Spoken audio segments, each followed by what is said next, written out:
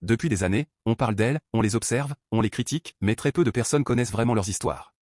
Deux femmes au destin exceptionnel, deux parcours qui ont marqué la nation, deux premières dames qui ont vécu l'histoire du Congo, chacune à sa manière. Et croyez-moi, ce que vous allez découvrir aujourd'hui va sûrement vous surprendre. Restez bien jusqu'à la fin, car certaines révélations sont complètement méconnues du grand public. Et avant d'aller plus loin, si vous aimez ce genre de contenu, n'hésitez pas à vous abonner et à aimer la vidéo.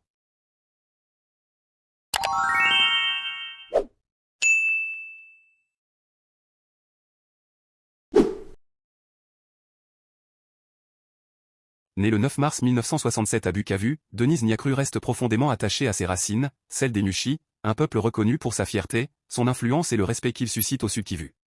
Peu de gens savent que cette identité ne se limitait pas à un simple héritage culturel, elle possédait autrefois une véritable valeur politique. Dans une province aussi vaste et stratégique que le Sud-Kivu, le fait d'être Mushi aurait pu représenter un atout électoral majeur pour Félix Tshisekedi, renforçant son ancrage local et sa légitimité auprès des populations.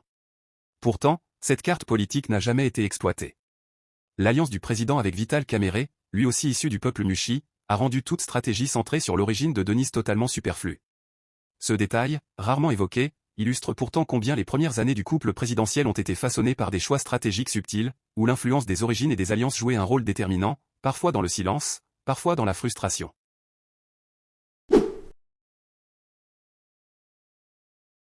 Née le 29 juillet 1976 à Kailo, dans le Maniema, Olive Lamb a grandi dans une famille où le travail, la dignité et le courage constituaient les fondations de chaque journée. Son père, ingénieur en mine d'or, issu de la tribu Yombe, et sa mère, Anna Mongo, lui transmettent une double identité forte, enracinée dans la rigueur et la fierté. Mais la vie lui impose très tôt une épreuve brutale, dans les années 1980, elle perd son père, un drame qui bouleverse l'équilibre familial et laisse un vide immense. Sa mère, cherchant à offrir un avenir stable à ses enfants, se remarie avec un ingénieur belge qui les adopte officiellement. Ce moment, pourtant peu connu, va entièrement transformer la trajectoire d'Olive, elle se retrouve plongée dans une nouvelle culture, partageant des valeurs différentes, une autre façon de voir le monde, une éducation plus structurée, presque européenne. Cette ouverture, mêlée à la douleur de la perte, façonne peu à peu une femme résiliente, déterminée et capable de naviguer entre deux univers. C'est cette combinaison unique et ses racines congolaises profondes et cette influence extérieure inattendue qui fera d'elle, plus tard, une figure forte, respectée et proche du peuple.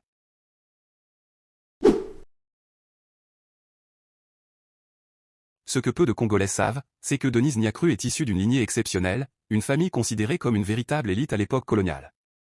Son père, Étienne Nyakru, faisait partie de ceux qu'on appelait autrefois les évolués, ces Congolais rares, hautement instruits, capables d'occuper des postes de direction dans l'administration du Kivu, à une période où l'accès au savoir et aux responsabilités était extrêmement limité. Cette distinction familiale ne s'arrêtait pas là, sa tante, Jeannette, gravit les échelons jusqu'à devenir diplomate à Londres, un exploit presque inimaginable pour une femme congolaise de cette génération. Ainsi, derrière l'image apaisée et discrète que renvoie Denise Nyakru, se cache l'héritage puissant d'une lignée d'intellectuels, de travailleurs acharnés, de pionniers silencieux qui ont porté les couleurs du Congo au-delà des frontières, bien avant que son nom n'apparaisse dans les sphères politiques du pays.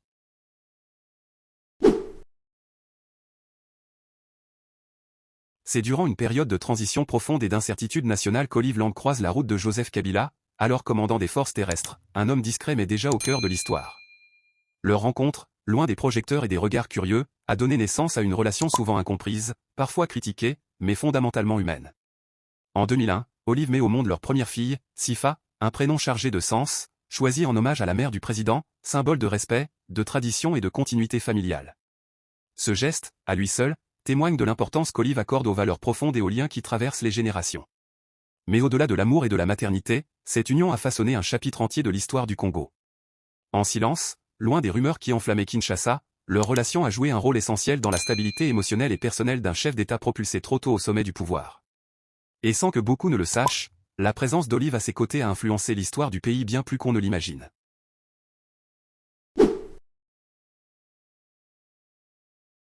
Peu de gens connaissent la véritable histoire derrière l'un des couples les plus influents du Congo. C'est en Belgique, loin de la politique et du poids des noms célèbres, que Denise croise Félix Tshisekedi. Leur rencontre ne se fait ni dans un palais, ni lors d'une grande réception, mais dans une simplicité presque désarmante, celle qui forge les relations authentiques. Leur amour n'a jamais cherché les projecteurs, il s'est construit dans le silence, dans la patience, dans les épreuves et les sacrifices.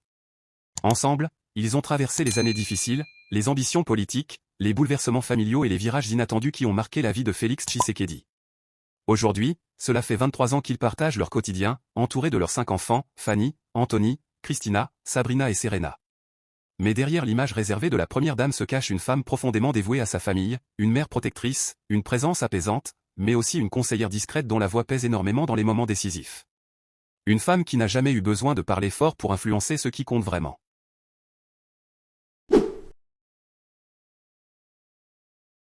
Le 17 juin 2006 restera comme une date historique dans la mémoire du Congo, car ce jour-là, le pays a été témoin d'un mariage absolument unique, celui d'un président protestant et d'une épouse catholique, unis dans une cérémonie exceptionnelle présidée à la fois par le cardinal Frédéric Etsu et par les représentants de l'Église protestante. Cette union n'était pas seulement un mariage, c'était un message puissant envoyé à une nation souvent traversée par les divisions. Elle symbolisait l'unité, la tolérance, la paix et la cohabitation harmonieuse des confessions religieuses. Ce que beaucoup ignorent, c'est que le cardinal Etsu lui-même avait insisté pour que cette cérémonie soit officialisée dans les règles, car à cette époque, les rumeurs enflaient, la capitale bruissait de spéculations autour du couple présidentiel, et les critiques se multipliaient.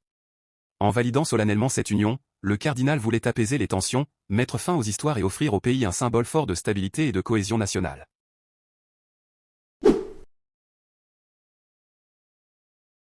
En 2008, Olive Lamb a donné naissance à son fils Laurent-Désiré Kabila, mais ce qui retient véritablement l'attention des Congolais, ce n'est pas sa vie privée, c'est l'ampleur et la profondeur de son engagement social.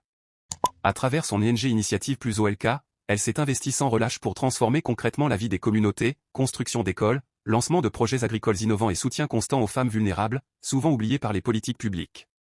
Depuis 2020, son action s'est étendue à la santé avec la création d'hôpitaux modernes, d'abord à l'Ansele puis à la Gombe, offrant des soins de qualité à ceux qui en ont le plus besoin.